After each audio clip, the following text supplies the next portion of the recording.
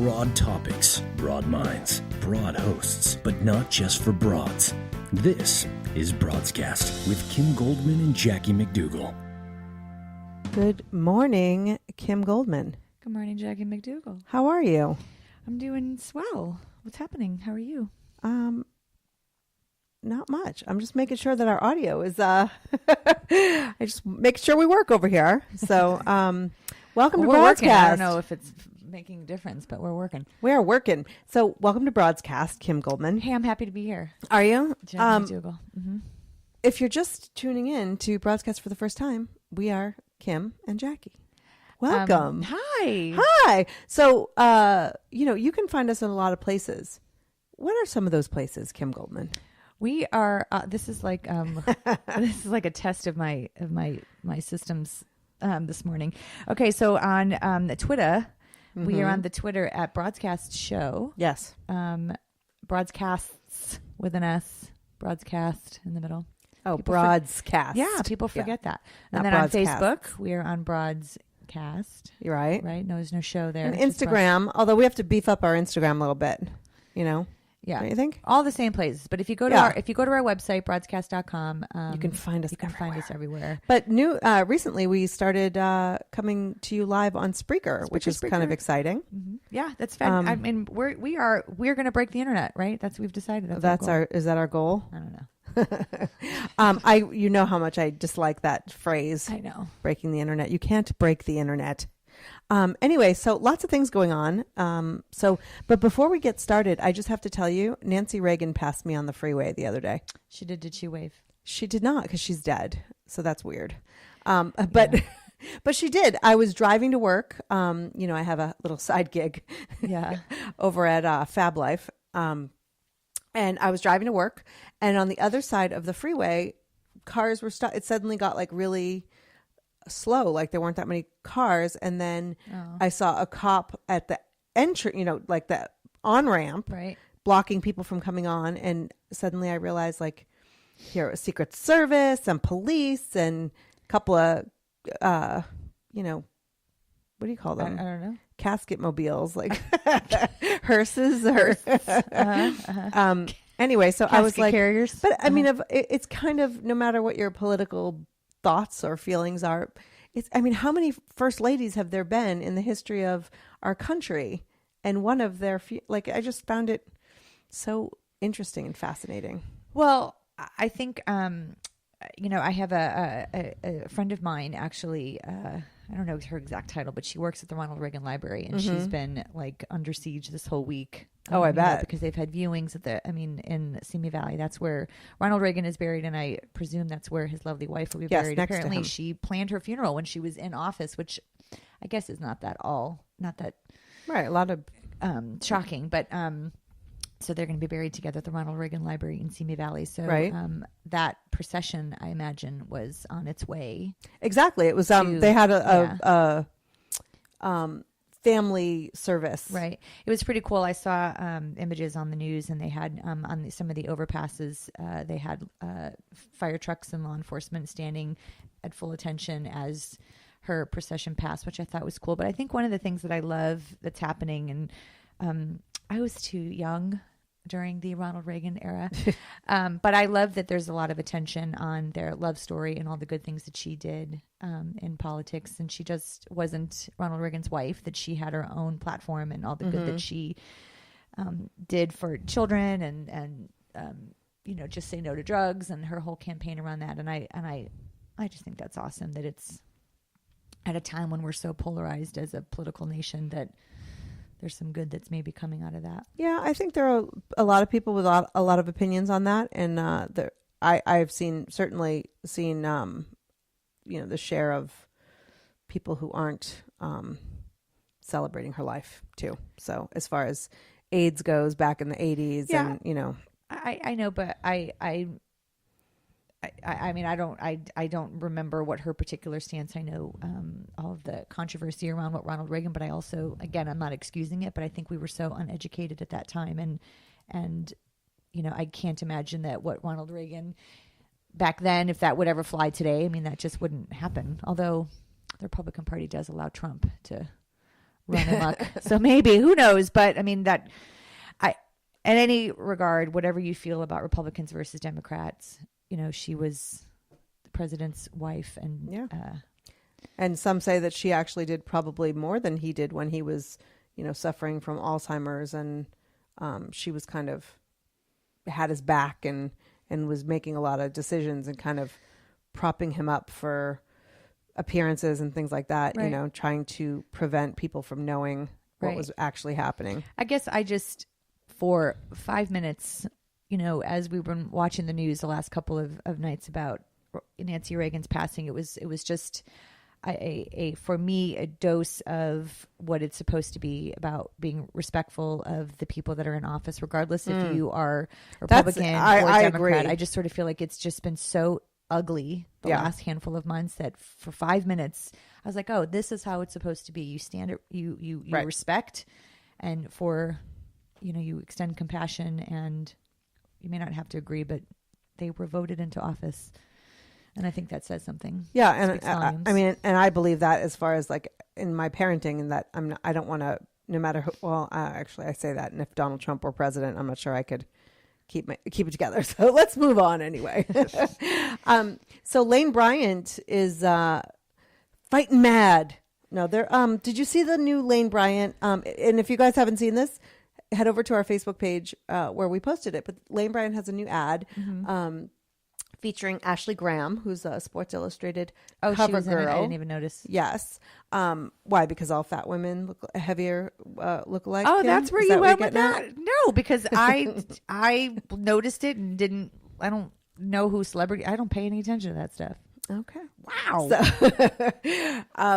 I was sort of kidding, but anyway, she was in this ad. It's real bodies, although I feel like real bodies are big, small, and everywhere in between.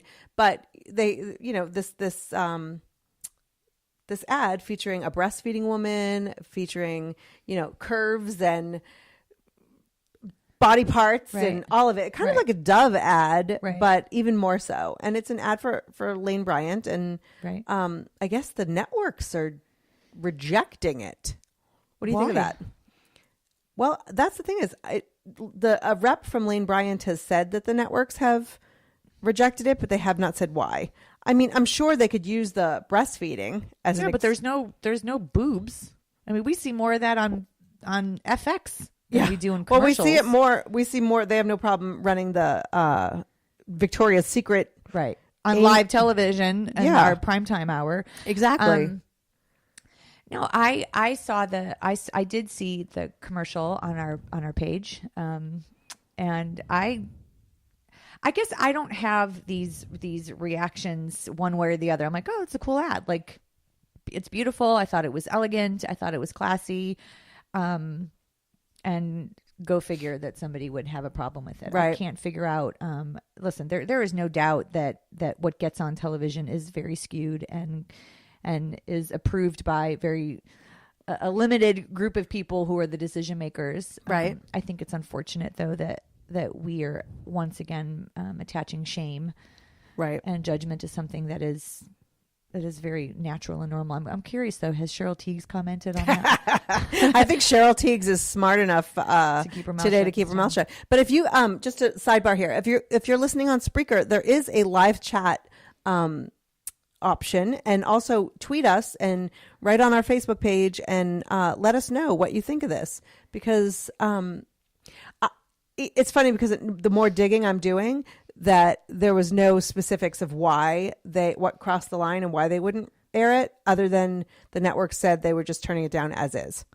So do you think that's a marketing ploy on Lane Bryant, like kind of floating a mistruth to get conversation going about something that didn't really? Well, I mean, I think that they must have rejected it, but the thing is, like, the Lane Bryant, according to this report, they believe it's a size issue and not the nudity thing.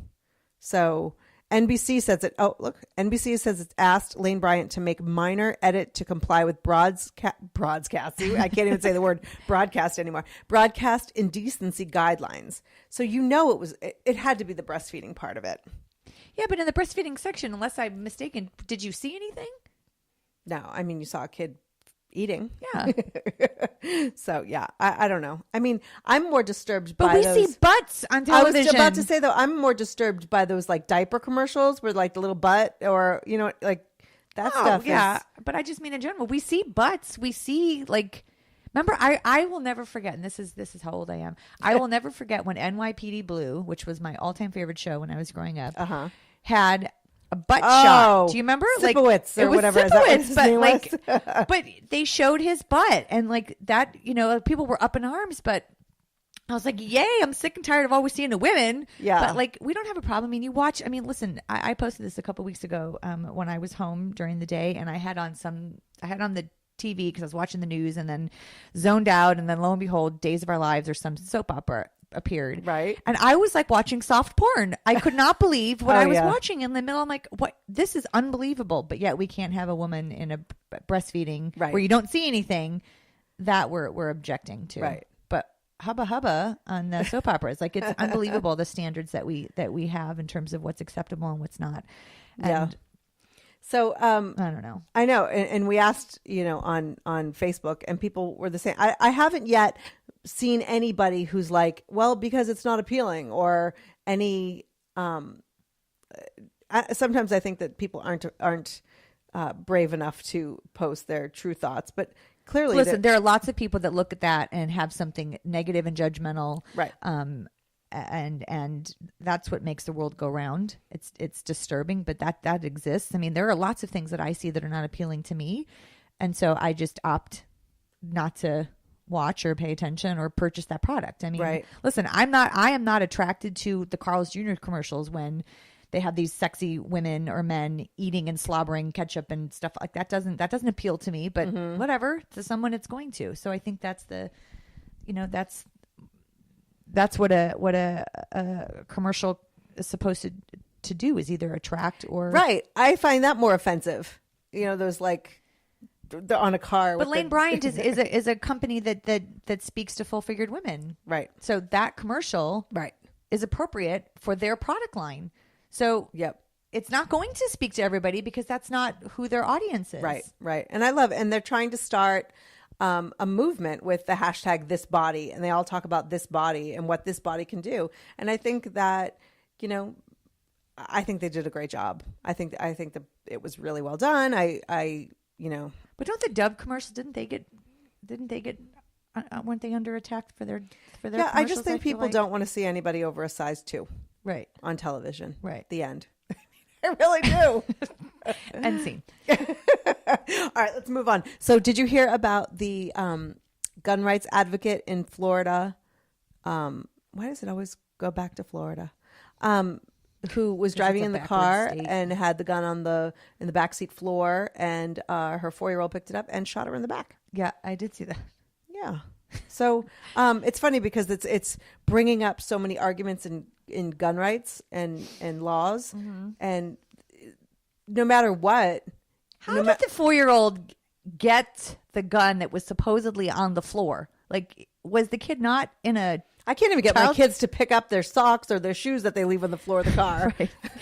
But seriously, my question first is, was the child not secured in the car? Like how? Good point.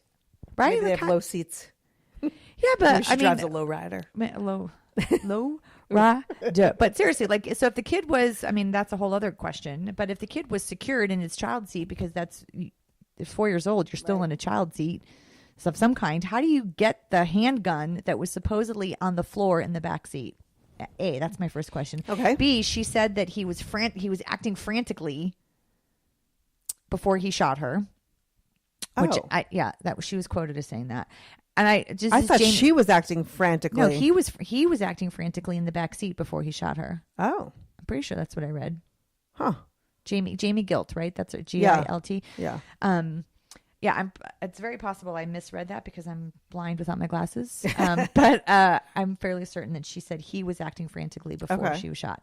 So I'm curious, like, right. But in general, like, the gun was purchased legally. She's an idiot. Why is she an idiot? For putting a loaded gun on the floor of the car where her child is. That is against the law.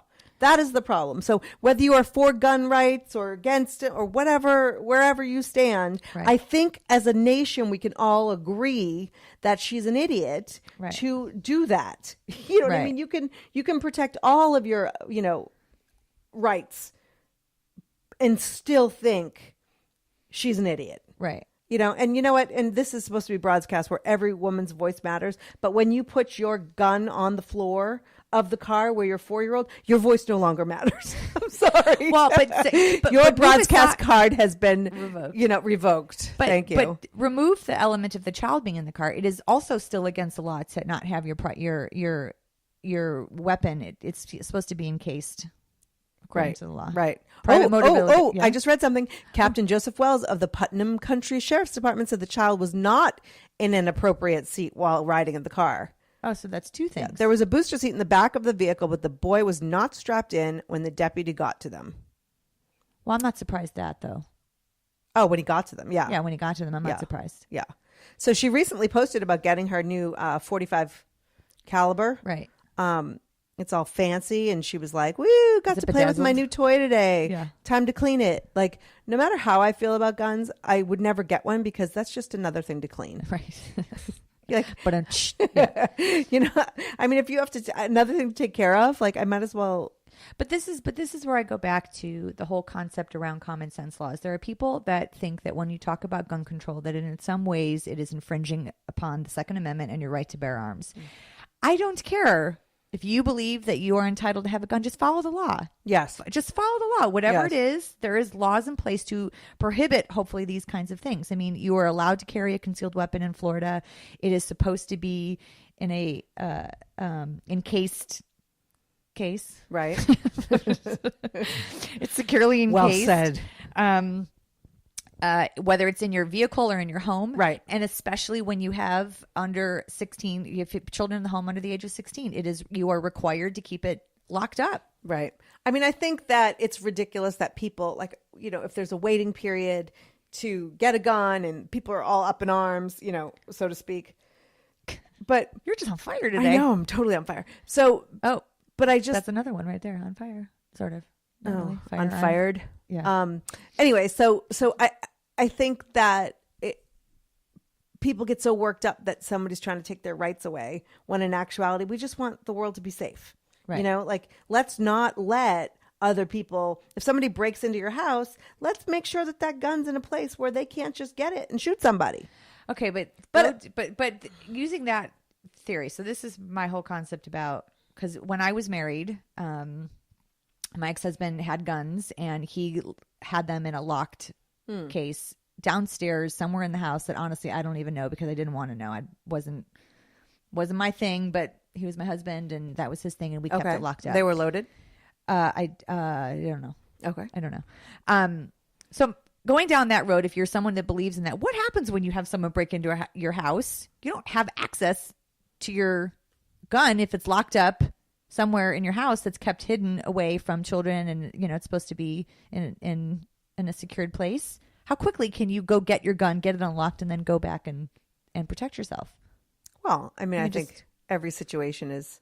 I know, but I was just thinking, like, the whole point of the right to bear arms is to be able to protect yourself. But if it's encased somewhere in your house, right? I don't know. Well, yeah, and logically, I mean, I sit because I'm a single parent. I sit in my house and I try to figure out my escape route if God forbid someone. But I literally freak myself out because I think about in my house, how would I be able to protect myself? How to protect my kid? You don't have a safe room? No, I don't have a safe room. But I think about these things. So, like, logically, if I were to believe in the fact of having a gun and keeping it, I don't know. I just wonder about some of those logistical things. Well, this woman, Jamie Gilt, has a Facebook page, Jamie Gilt for Gun Sense, and it is no longer available on Facebook. So, I think she should be Jamie Gilt for Nonsense. Well, again, accidents happen, right? And people, this is the argument, and I wish that I left it at home before I came to the studio, but I had the statistics and about how many gun accidents happen by these things just in and of itself. So regardless of what our gun rules are, I mean, this could have happened if if the gun was, I mean, actually, no, if the gun was encased and someone had it securely protected in their home the way that it's supposed to be, then it would reduce the number of gun accidents. So the people that, absolutely, yeah, yes. So forget what I just said. If you want to Revoke fight my for broadcast card. for your right, then that's fine. Just don't be stupid. Be smart. Right. Be smart. Protect it. That's all. Well, in ending that note about the gun, I do hope that she's okay. And I'm pretty sure that was pretty traumatizing for that kid and that family. And regardless of whether or not we agree with what she's done or we think she's an idiot, I think she's in the hospital and she's suffering, and it doesn't warrant like a karma's going to get you kind of thing. I'm not a fan of that in this regard. So I hope that she's okay. And that kid. I mean, she wrote a comment though Sunday night, I guess, before she was shot. But even my 4-year-old gets jacked up to target shoot with the .22. So come on, we need to be more responsible. There need to be checks and balances. Right. That's fine if you feel like you need a gun in your house to protect your family. Like, protect your family. Yes, that is your job first, to protect your family. Yes, but there are lots of people, and we've talked about parenting, that have different value systems as it relates to what's appropriate for your kid. I mean, this is an ongoing conversation. We just had on Aaron Azralant last week on our show talking about like different value systems and what works in your house versus somebody else's. And, in her house, that's perfectly acceptable. That just doesn't work in my house. Like, I don't think certain things are acceptable and appropriate at differing ages, but might be different for somebody else. Like, right. And so it is negligent. I mean, like, again, there are laws that protect kids against that kind of negligent and abusive behavior. But in her brain, wielding a gun and target practice and all that stuff is her inalienable right. And she's passing that, value system onto her kid. Right. But it doesn't mean that she then gets to just disobey what the laws are around protection of your child. Right. All right. All right. Hey, so later on in the show, we're going to, we have an Ask the Broad Squad question, which is great. Like, if you are a Broadcast listener, you can be part of our Broad Squad. Just go over to the Broad Squad group on Facebook. I think we should have a drinking game that every time we say Broad Squad or Broadscast, we have to. Well, maybe not us. Maybe we'll have our listeners do a shot. That would be a much more fun show for us. Are you not having fun? Okay, so what's next? What? Pink. That was a great non sequitur. Yeah, I was like, what? No, but Pink. So how do we? There's a certain family that we don't talk about in the show, so we're not going to go there with this reality star who posed a naked selfie, of herself. Obviously, it's a selfie. So she posted it. It was the selfie heard around the world, and she says, for body image, International Women's Day. No, she didn't. Okay, no, she didn't. Her first post was a picture of her nudie in the bathroom, saying, "When you have nothing to wear, LOL." That was her original post. Okay. Then my belief is after she got a little bit of slack for what she's done, then suddenly it became a happy International Women's Day with a post that says, "I'm all empowered about my body." Okay. Now, this is where I take a little bit of by the issue. way, they say it's a picture from like a year ago or something. Doesn't matter. But whatever. Which is actually even proves my point that I personally believe that it's attention seeking. Mm-hmm. Because if she's pulling from old footage and repurposing it and then saying, haha. And there is no empowering but for me, but you know what, I posted something, a post that Pink had, on her Twitter or Instagram. I like Pink. She's badass. I like Pink because she's badass. And what I liked about her post, was, yes, it was a little passive aggressive because we absolutely know who she was talking about, but she never called her out by name like Bette Midler did, which was also very funny on Twitter. But Pink made a comment, a fairly decent sized post about empowering and self-respect and using your gifts, your brains, your smarts, your intellect, your wisdom, blah, blah, blah, to feel empowered by those things. Again, you can go to our Broadcast Facebook page. The post is up there. Right. And I love that she took something and flipped it on its head and talked about being empowered from within and not having to show your boobs and butt in order to feel empowered. Now, that doesn't mean, in my opinion, that the woman whose name we don't utter, who posted her selfie, doesn't feel empowered by her body. But for a person that works with teenagers and sees the impact that those kinds of posts and shares affect my kids that I work with, I have an issue with it, because we don't often talk about brains and intellect and respect as part of, and attach that to an empowered woman. It's always about her looks and her body. I mean, we started the show off about bodies. So I don't know. I'm all for what Pink did, because I think it kind of refocuses. And I think a lot of people agree with you. I mean, there was one commenter who felt like her shouting, ridiculing her publicly was kind of like against what she should be doing. But my favorite, and I have to share this I can't even read this woman's Twitter name, but her response, though, I have to show you, and we'll have to put this on our Twitter, is that, okay, sis, she says to Pink. Yeah. And it's like a collage of images of Pink practically naked. But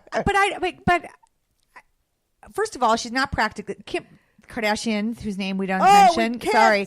It was her full body. Like, it was not... The news put the black things over her. It was her boobs and her vagina. Pink's stuff was in her performance. It was in her costume. She's covered up in those pictures. She's not showing her boobs and her vagina. That picture? Oh, what's that for? I don't know, but it's Pink. Here, I don't think Pink is saying don't do it. I think, but you can't then say showing your boobs and your butt and your vagina and then calling it empowerment. So I'm not just. But here's the thing, though, is that we can say we know how we feel about this particular reality star and her family. Yeah. Okay, but when do we get to pick and choose when showing your body is empowering and art, and when you're a negative impact for young girls? When do we get to, like? I think have at it, knock yourself judge and out. jury. But when you're empowered, first of all, I don't believe that her intention for posting that was about empowerment. I think she. But is that what matters? What your intention is? Well, I think because it feels disingenuous to me, and I think that it's purely for attention-seeking purposes. So you're working with a teenager, and you show them a picture of the reality star with naked, and then you show the picture of Pink with any one of these photos that you can find of her not dressed. Are you what are you saying? What is your different message to this 15-year-old girl who's confused about her own body? My message would be the same, is to understand your audience, understand your purpose. What is the reason that you are posting pictures of yourself? Pink didn't post pictures of herself on her personal Instagram page. It was from an ad or a commercial. No. I'm just, hold on. You asked me a question. All right. So understand your purpose, understand your audience, understand the repercussions of what you're doing. These are grown women that are doing this versus my 15-year-old that does this in a closet to get attention from boys that are doing it in a way that is not productive, that is risky and against the law because they're underage. So my conversation with my teenager is going to be about respecting your body, owning what the purpose is behind what you're doing. If you feel empowered to show your tatas off, knock yourself out. But understand that there are repercussions behind it. And you can feel empowered. I don't need to see it. Like, she's doing it, in my opinion, for attention-seeking purposes, because she's the selfie queen. But every person, whether they are well-known, famous or not, who posts pictures of their naked body or poses for somebody else with the naked body, is looking for attention of some sort. I'm not disagreeing with you. I just appreciated the alternative thought process, which was also about respecting your brain and your smarts and your intellect and the gift that you give and your creativity and all of those things as another form of empowerment. Had our reality star posted it originally with some intention, I think it's because it feels like it's disingenuous after the fact. I just honestly think that her original reason was because that's what she gets off on. But that's what she does anything. Right. But then to turn it and now try to make it something differently, I think is just really kind of, Yeah. That's my opinion. Yeah. So I don't care if she does it, but my kid's watching it. My kid saw it on the news. right? I want the message also to be that women are worth more than just doing that. And I feel like I really resonated with the message that Pink delivered because I think it speaks to something that's more important and that works for me. I honestly do not care what reality star does, but I just want there to be a conversation that includes both. I don't appreciate what people did to shame her for that. She's entitled to do whatever the heck she wants. But I also don't think that what Pink did should be condemned, or as someone says, punching down or being against women. I don't see what she did as being against women either. She has an opinion. She's entitled to that. Well, absolutely. She has an opinion. She should be entitled. And I think that you can, here's the thing. I never, ever saw myself in a position where I would be defending, No, but yeah. I think that Pink is this it came across as this holier than thou way of, yes, we should. Everything she says is correct, but it was in response to this photo. Right. So and you know what? Who is more at fault? The reality star for posting it or the news outlets for making it news? I think that's an issue. I mean, talk about, you have a book called Media Circus, and yes, I just plugged it for you. But, that's the media circus. Like she's working them. Yes. Which is, yes. That's more repulsive. Well, it is, but that's the society that we live in. And so that's what gets us to be able to have these great conversations. But I also go back and I don't know when those pictures were taken of Pink.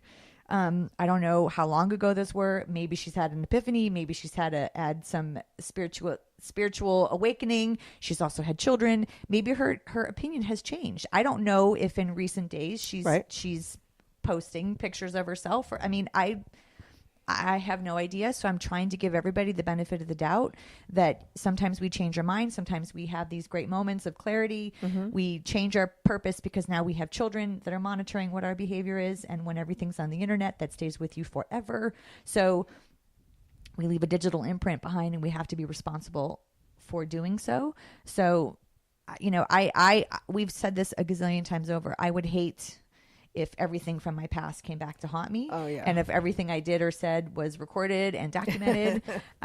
So given that I'm not defending or, condemning one or the other, but I personally appreciated, like I said, the message about honoring other things about you other than just your body.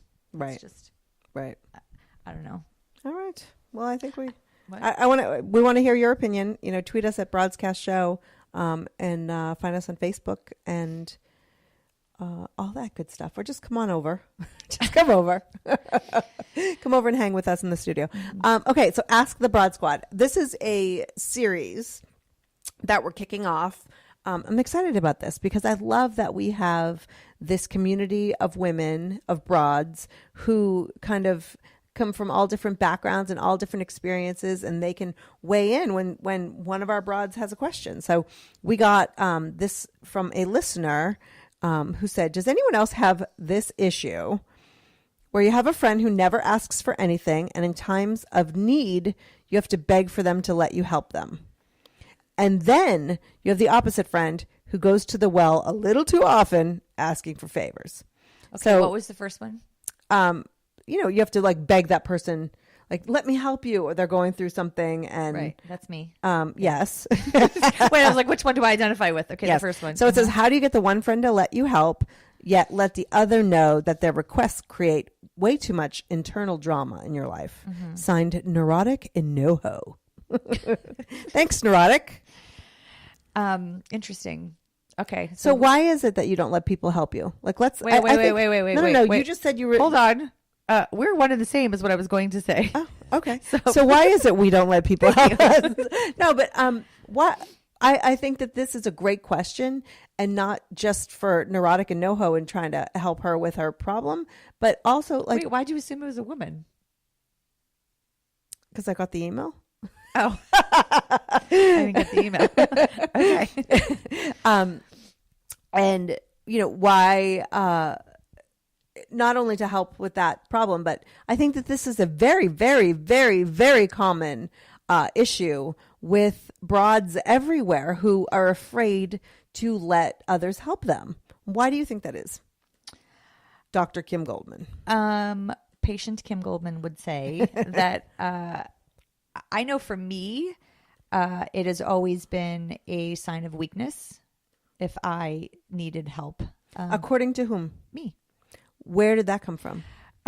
It came from, okay, well, in my past, because I had a parent leave me when I was very young, it created this level of insecurity, or that I don't matter kind of feeling. Right. And so I always tried to overcompensate and do my best and overachieve and do all these things because I wanted to create a person that my mother would want.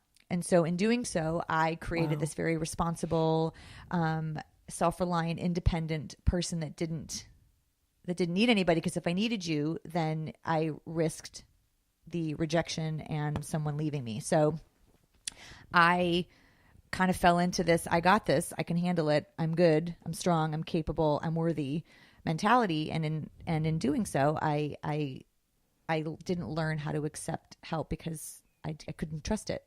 I didn't trust it. Right. Wow, that's really right. That's pretty deep. It's very deep, but it's also very. I love that you have so much insight into what makes you tick. Yeah. Thank you. So, but you get to a certain age though, where people I'm want to help you. Right. You're exhausted. I'm exhausted. No, and but do you try to change that? I have gotten to a place where I am growing more willing to let people help, but it is not my go-to. I am not as willing to. I'm still unwilling because I have been doing it for so long by myself. Now being a single parent, also, that it doesn't even occur to me really to ask for help because I know I can manage it. It's really in moments where I can stop and appreciate that someone asking me for help is not because they don't think I can handle it, but it's because they know that I can, but they want to just be an extra layer of support. And sometimes allowing people to help me is more for me about being gracious to somebody else. Right. Because it's their need and their desire to be of service also. Right, And right. so it's changing the conversation for me. It's not always about me. It's really about giving It's other kind of like people's- birthdays. I always say your birthday's not about you. It's about all the people who love you. Right. And so it gives, saying yes to help gives other people an opportunity to show you how they feel. Right. And when you reject the help on a regular basis, Right. they feel equally as not important. Right. Which is what I find myself saying to you sometimes, because you too, did you like that? And we've talked about this. I mean, you and I have had lots of situations in our life where we have been, put in a not traumatic, but like a challenging situation where, we close off, both of us. I mean, Right. both of us are very good at that. And it's hard to be a friend to someone who is so closed off in that moment because it's And not who's like, I got it. I'm good. Yeah. I'm good. Everything's fine. Right. So why do you do it? Why do I do it? Because everything's totally fine, Kim. I will say though, last year, almost around this time, was I kind of had a breakthrough. Remember when I called you and I was on the couch with 105-degree fever? And I was like, Yeah, that was big. And I was like, can you come over? Yeah. And then I remember saying, can you call 911?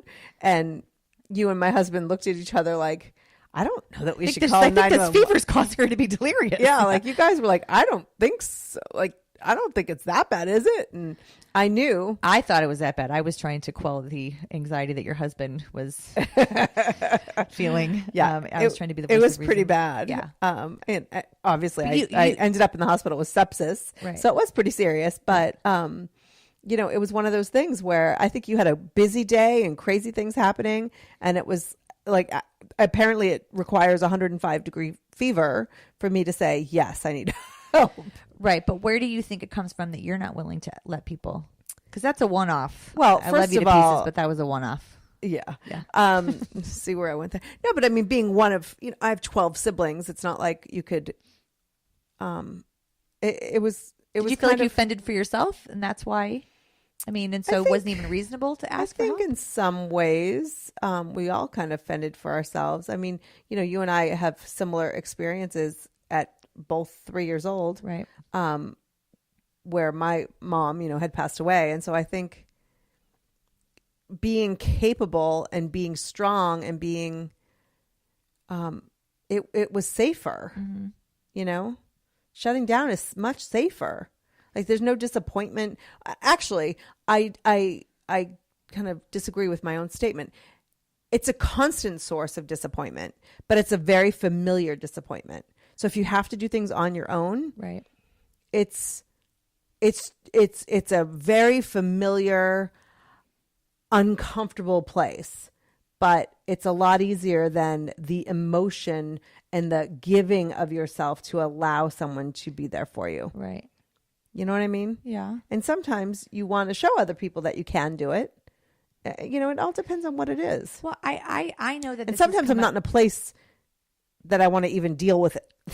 But I also feel like sometimes, I being raised with two men, not that my father ever made me feel less than because I was a girl, but I had strong male figures in my life, right, and like wanting to prove myself and right, wanting to, and so as I've matured and gotten into in and out of relationships as an adult, it's been hard for me to allow a man to support and help because I'm like, well, why does he want to help me? Like, but does he not think that I'm capable? So I got to prove to this man that I'm independent, but also be vulnerable enough, right, to allow there to be a partnership. That's interesting too, because I hadn't had a lot of role modeling of that growing up because right, I was raised with two men, right, and I was the little girl, I was the baby sister, I was yep, the youngest, and so there was this real kind of need to play with the big boys. Yeah, and I realized that, again, not having strong role models in terms of partnerships.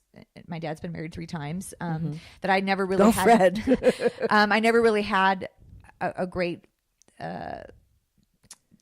strong relationship woman to be able to emulate in that regard. Right. That's not to say that my dad doesn't have that in his relationships, but I didn't grow up seeing that. Right. So it is difficult. I will never forget that I started dating someone a handful of years ago, and I had a broken toilet seat in my house. And the man that I was dating was like, "I'm going to fix this for you." And I'm like, okay, like I could take care of it. And he's like, "I want to do this for you." He's like, "We're going to get the toilet seats and we're going to replace all the toilet seats in your house. We're going to do it this weekend." And I was like, "But I got this. Like, it's not that hard." Yeah. Like in my head. And he's like, "I want to do this for you." And I thought, oh my gosh, if I don't let him do this, it's going to be emasculating. Right. So I went and I got the toilet seat. Literally, it could have taken me 30 seconds to take care of the toilet seat cover. So I bought the toilet seats. I put it on the floor waiting for him.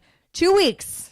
Yeah. We waited for the guy to change the toilet seats. And I was like, I'm letting him be a man. And in the meantime, he was totally being a man. right? But I sat there and I'm like, but I can't not allow him to do it because that was important for him to be able to come in and take care of me. But I was like, dude, I need my toilet seat. He's all lip service because it's like, oh, well, I'm going to do this. But then here's the thing. After it's done, then you have to like throw a parade. Do you know what I mean? Like sometimes it's just easier to do it yourself than to stroke the ego of how amazing you are that you changed a toilet seat. I am more of it's easier to do it myself all the time. And so this comes back to that struggle that I have, that I'm really just trying to delegate. I'm trying to allow people because I don't need to keep proving. When my ex-husband and I got divorced and I was like, I'm going to mow the lawn. I'm going to take care of the yard. I'm going to show my son that I'm a capable woman, that I don't need a man. This is not a man's job. And then I couldn't get the frickin' lawnmower to start and like what the heck, and I couldn't get it. And then I figured, okay, I finally got it to work. I mowed the lawn for months on end. I weeded, and then I'm like, I'm good. Yeah. I don't need to prove this anymore. So I hired a landscaper. Yeah. Like my son was not impacted by that at all. And so I am learning as I get older to release some of that. Well, control. and to delegate, I mean, why would you spend 2 hours a week doing that when you could be spending time with your son? If it's a return on investment. You got to see how much would it cost to pay somebody else to do it, right? And give me peace, or you know what I mean. But I guess I just don't, unless you love it. Yeah, but I think that allowing people to help you in some way, you have to be vulnerable and really. And sometimes that's the hardest part. And it goes back to what we were saying about the rejection and disappointment and, not letting, when people say they're going to show up for you and they don't, then you're like, well, I could have handled it. I let you in. I let you be vulnerable. I asked, and now look. Right. And now I'm back to exactly where I was, but now I have these extra layers that I'm now dealing with that if I just would have done it by myself the first time. And now they're also triggering that emotion of you feeling like you can't count on people. Right. And so what would you tell Neurotic and NoHo about, how can somebody get you to allow them to help? I think you have to practice with baby steps. I think you have to practice with things that are not monumental, like changing a toilet seat or picking your kid up from you when you're stuck, or allowing someone to, I don't know, do like a non, well, everything's important, but I just mean like the littler things to start building trust with the people that you care about, and know who you can rely on to ask for help. That's a great point. You know, because I don't ask for help from people that I don't have great relationships with. I would ask you. I have a very small group of people in my tribal council that I would rely on, because I know they will show up for me, in my broad squad, because I know they will show up for me. Right. And still hard, but those are my peeps. Right. And it took baby steps for me. Yeah, to be able and it to takes do that. and building trust is definitely key there. I just remember when I've had surgeries in the past, and people would bring meals, and like, and they're like, "What do you?" And then they would ask, "Well, what would you like?" And I'm like, "Don't ask. I mean, if you want to do, just do. Like, that's amazing and so incredibly appreciated. But then, like, oh, what would you like? Don't ask. I'm not going to tell you. If you want to help. That's, I guess, my advice for neurotic and NoHo would be, if you want to help. Don't ask how you can help. Don't ask the details of what you want to do. Like, you know what I mean? Well, I think it comes and goes, because there are times where I would appreciate when someone's saying, how can I support you? Which is different than saying, do you need help? Right. To me, those come across differently.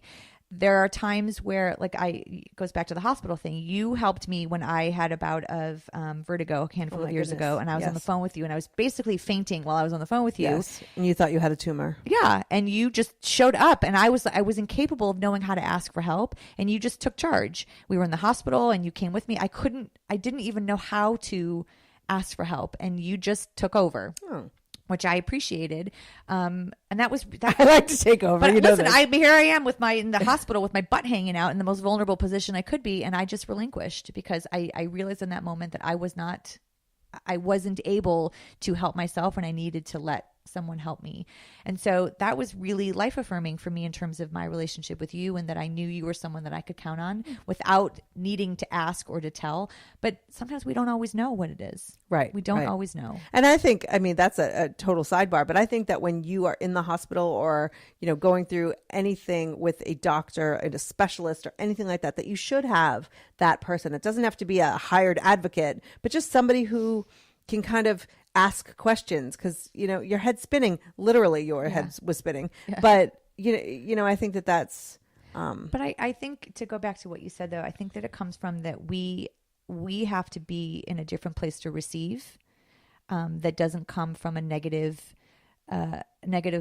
bashing of ourselves place. That when someone offers to help, it's not because you're not capable. It just means that someone wants to help. Right. We are inherently helpful people, most of us. Right. So sometimes it's just and rejecting that help is not helping your friendship grow stronger. And it's not healthy for anybody. Like, if I have some of the parents that my kid plays basketball with, we're all scrambling to get our kids to practice, and like the last thing you want to do is, hey, can you put my kid in your car? It's like, why not? I'm going. Which is so not a big deal. Right. But it's like, there is an impression of like, I have too much. I can't handle it. I don't want anyone to know that I'm not managing my life and my kids and my schedules. And but where does that, you and I talk about our upbringing and our childhood and where some of this stuff happens, but this is not uncommon. Where, as women, are we taught that we're, and you made a good point with dating.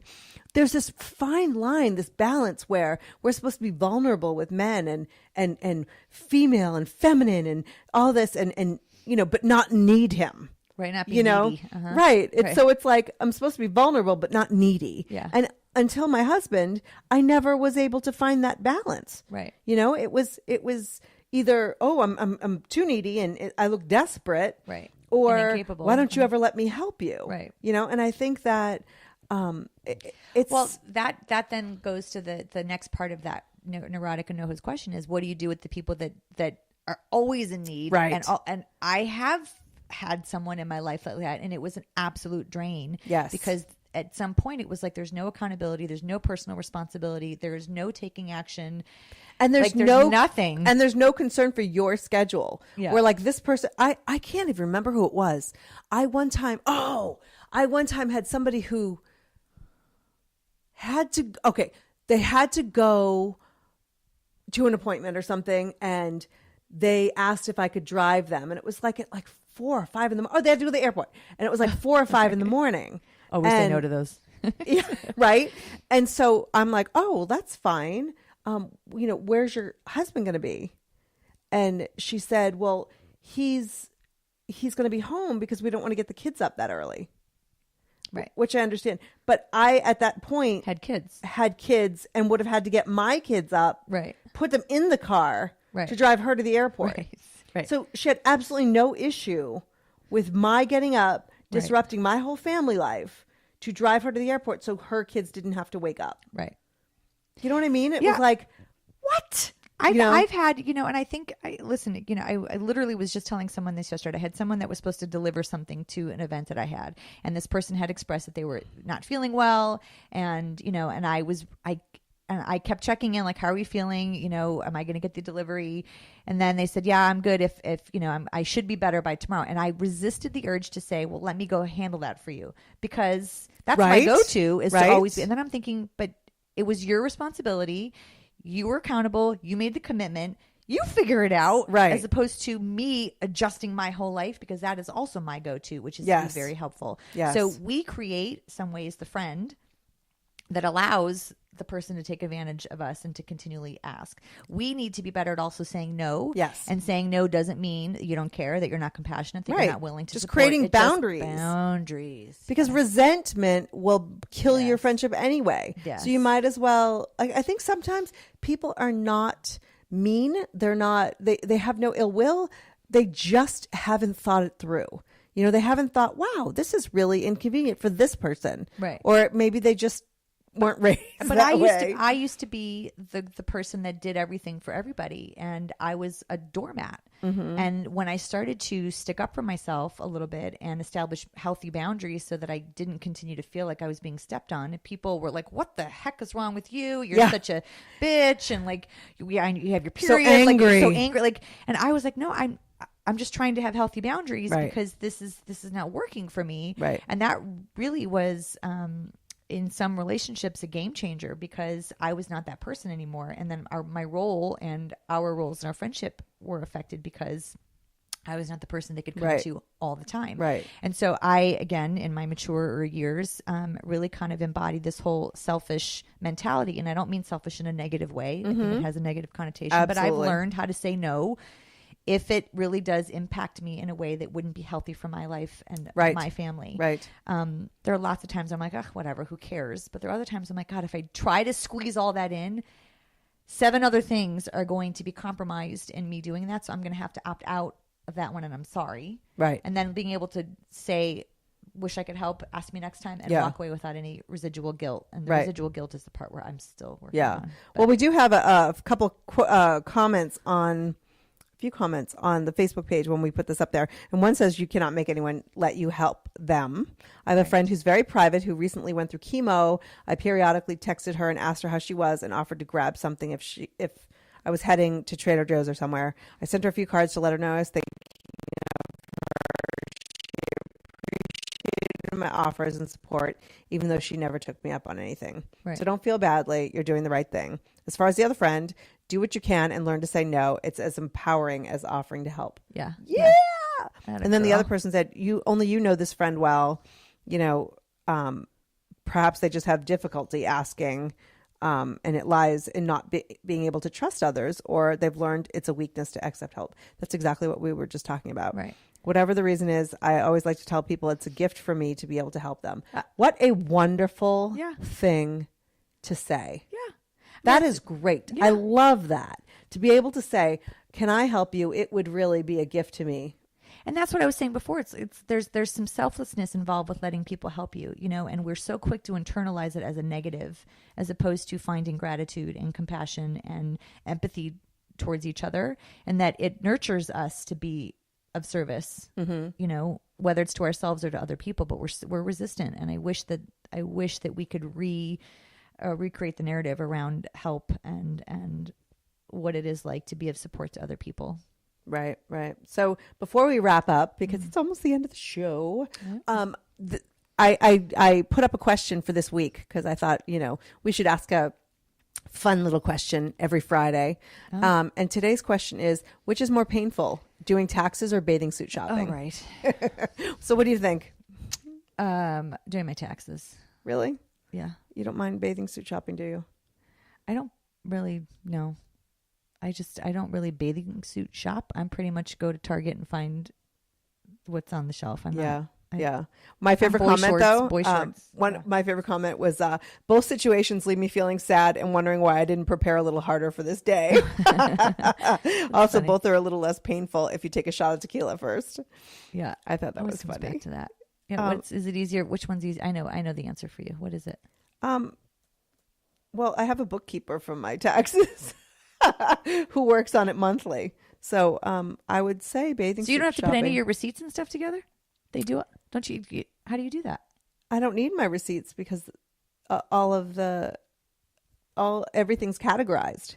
I still keep the receipts. Yeah. But you only really need your receipts if you're being audited, and I have those. Right. But you don't have to tell I have an accountant, but I have to bring him my stuff. Yes, I bring the bookkeeping is done monthly. Right. And so we have like, the charitable stuff, and it's all listed out. And I like how you highlighted the charitable stuff. the expenses and things like that. Yeah. Well, I started there because that's the least. No, Yeah. I'm kidding. Oh. I'm kidding. But so it's all, and he doesn't need proof. His job is to do the taxes based on the information given. Right. You So know what I every mean? month you tell him how much you spent, and I tell my bookkeeper has access to the books. And so she goes in and she puts things under the correct categories. And for my business and my personal. And then at the end, win. I see I win, and it's a great, I will say that is one of the best investments we talk about. Yeah. That's one of the best investments in, my business. It's one of the best investments in my marriage. Because I just kind of check things out. And sometimes there's like, well, what's this expense? Which categories should this be under? Right.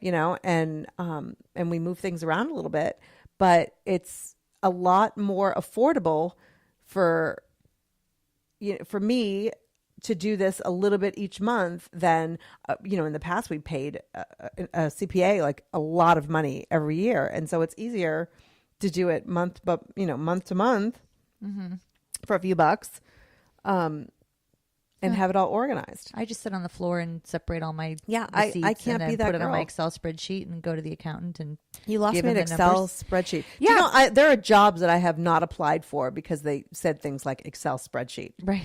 You know what I mean? Yeah. Like, I am not that girl. I posted a long time ago, and then I know we have to wrap up, that tax time, and I go through my receipts.